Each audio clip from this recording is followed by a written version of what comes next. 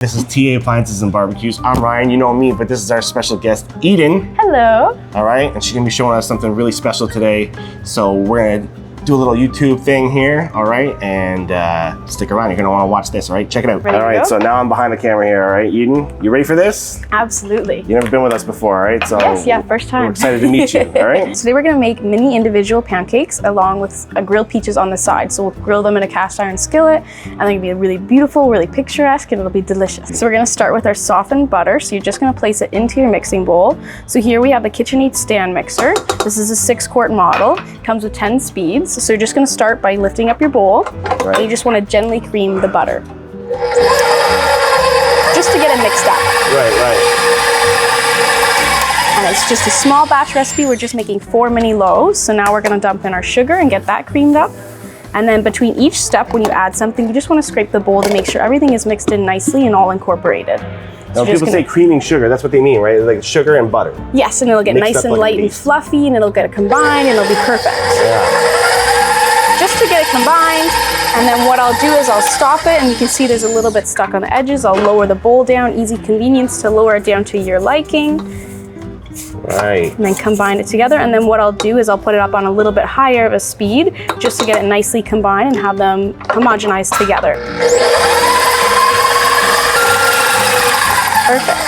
Now this is a smaller batch, so you don't have to use a stand mixer. You can use a hand beater. You could even possibly do it by hand, but it will be a bit of an arm workout. Oh, I've done that before, yeah, it's not easy. It's not so now easy. that we have it all nice and combined and it's nice and fluffy, now a pancake is a naturally denser cake, so it won't be as fluffy as your typical cupcake batter or something like that. But now that it's all combined, we're just gonna dump in our eggs. So here I have 1 whole egg, 1 yolk, and then our vanilla extract as well within that. So then we'll put that in together, and then we're just gonna beat it on high speed again until it comes nice and light and creamy and fluffy.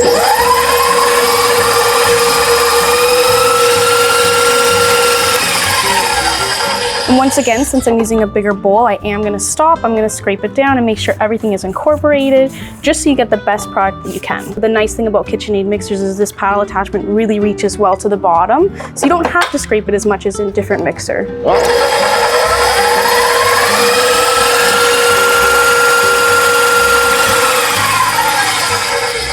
So now that that's nicely incorporated, nice and fluffy, I'm just gonna scrape it down one last time. And then we'll add in our last ingredient, which is our dry, which is our all-purpose flour and 1/4 teaspoon of baking powder. That baking powder will help it rise, but you also have eggs in here, which is your leveling agent, which will also help them rise and be nice and fluffy. So we're gonna add our flour in and we'll beat it until just combined. I like how you start it slow, right? You don't want the flour to go everywhere.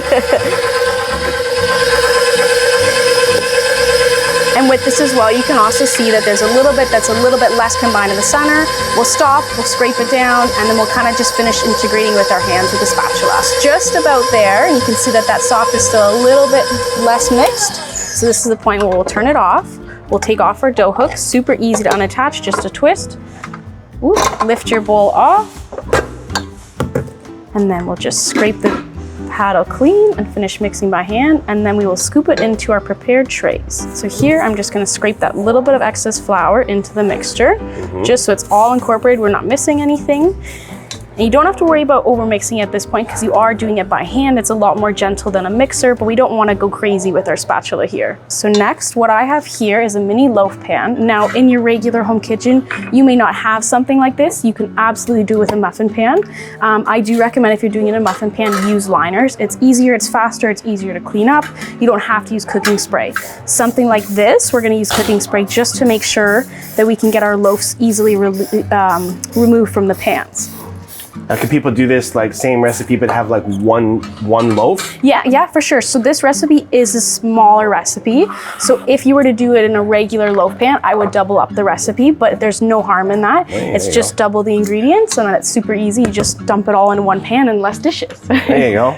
So I'm using a 1 ounce scoop here. Each loaf will get about 2 to 3 ounces of batter, and then it might look a little bit empty when you're filling it, but these do rise a lot. They have the eggs, they have the baking powder, and it's that nice golden batter with all that yummy butter in there. So here I'm just starting with all the same amount in each loaf pan just to make sure that I have enough to fill them. You know, it doesn't matter if they're all the same size, but it is a little bit nicer when, say, you give them for gifts or you're enjoying them. You want everybody to have the same portion and have it be fair. So here I'm going in with my third scoop into each. And at the end, you know, you always want to scrape your bowl, get all the good stuff left over. Never want any to go to waste. Very true.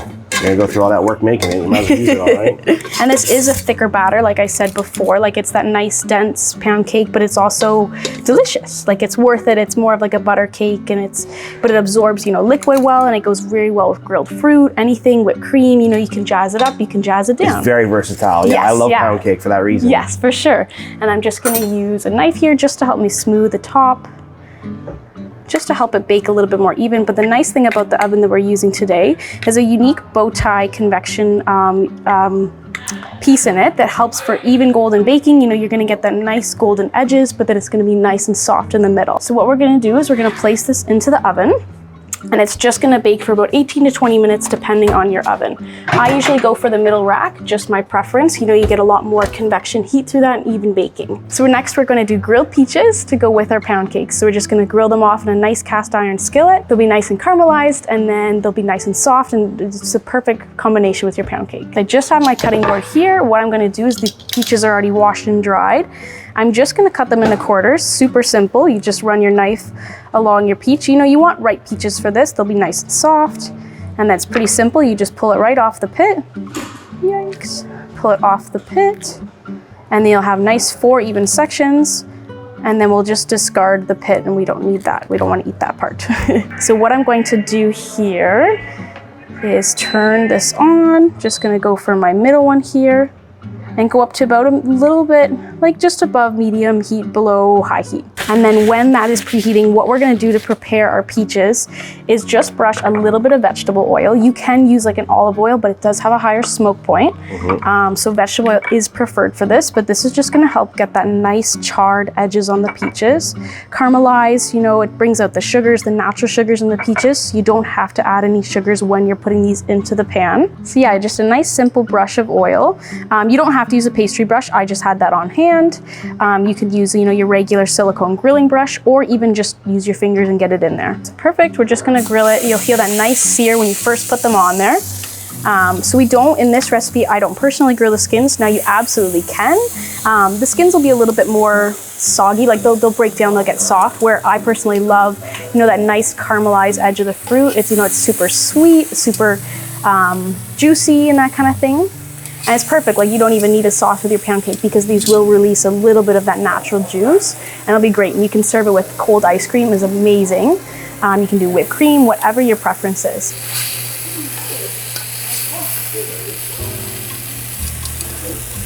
Yeah, so we're almost there. We're just starting to get the caramelized pieces. We'll leave it on there a little bit longer just to get a bit darker. All right, so what I'm gonna do is I'm just gonna power this down. It's a little bit hot, but I'm just gonna remove this for safety wise. There we go. And then what I will do here is just plate them up on here. And then the next finishing step we're going to do is we're just going to make a cinnamon sugar butter. So this just helps bring out those these really delicious natural flavors, and really just enhances them. And it's so nice because it just adds this touch of richness to them. So what I have here is just a 1/4 cup of sugar, a teaspoon of cinnamon, and a tablespoon of regular granulated sugar. You're just gonna mix this up. You want your butter to be room temperature and soft. It's just gonna help it all emulsify better. And it might seem like a lot of cinnamon in here, but it's the perfect amount just to helpfully accent these peaches. Like I said before, perfect for your morning toast. It's delicious on anything. Now you don't need a whole lot, just a little bit per peach. I have nice clean hands here, just spreading it on, and it's just gonna melt on top, and it's gonna be delicious. Oh. And those nice soft peaches, and they're nice and warm from the cast iron skillet. If they didn't like cinnamon, then maybe something like brown sugar? Oh yeah, of course, or yeah. maple syrup? Yeah, for sure. And then the nice thing about something like this too is you can, like I said before, you can jazz it up, you can jazz it down. So you can plate this next to your pound cake and do a nice chocolate drizzle on top, maple syrup, whatever your preference. Right. You know, you can make it look like beautiful, like movie magic. Yeah. And like I said before, personally, I have 1 to 2 peaches with mine, but I could always have more or less, whatever person's preference is. But it's just the perfect pairing with them. And you know, like I said before, you can jazz it up with some ice cream. You know, that's the perfect touch where it just brings, you know, that cool texture in with the hot texture of the peaches and the warm pound cake. It's really teach their own. So we had our cakes in here. We're just gonna pull them out. So you'll see that we have that nice light golden edge along the cakes. They've gone up, they've puffed, they're fluffy. So what we're gonna do is we're just gonna pull them out, place them on a cooling rack. I'll let them cool in the pan, you know, for 5 to 10 minutes, and then you'll pop them out. And then by that time, they'll be cool enough that, you know, you can dig in and you can eat it. But these can also sit, you know, if you're not gonna eat them that day, pop them in an airtight container, enjoy them for up to a week later. So now these have cooled down for about 5 minutes, and it's just with this pan, it's as simple as flipping it over, give it a little tap, and they might just have to sit there for a moment. Or if, like in this situation, they're not quite coming out, what we can do is we can get a nice butter knife and just kind of go around the edges, and you'll push in just a little bit and help it get released. Right, but not like scrape and scratch. No, you want to be nice and gentle, and you can also use like an offset for this, which is just a special type of spatula that's used by a lot of chefs in kitchens and I such. think I've seen those. Yeah, but a butter knife does the trick just as well in a regular home kitchen. Okay, and you're kind of pulling towards the middle, right? Yes, yeah, and just ever so slightly. You don't want to break your baked good, but just push in, give it that little bit of a leverage to be free. Like you can see here now, it is coming out. So hopefully now this time I flip. Oh, just one guy, but you can see how this oven gave a nice golden edge, you know, that convection cook, and you know, it's nice and soft in the middle, but also has that nice color around the edges, and it's perfect. Look at that. Yeah.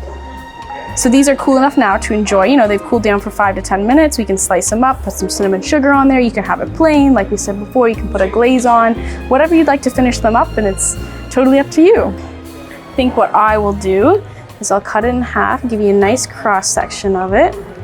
Ooh. Plate it up. Look at that. Perfect.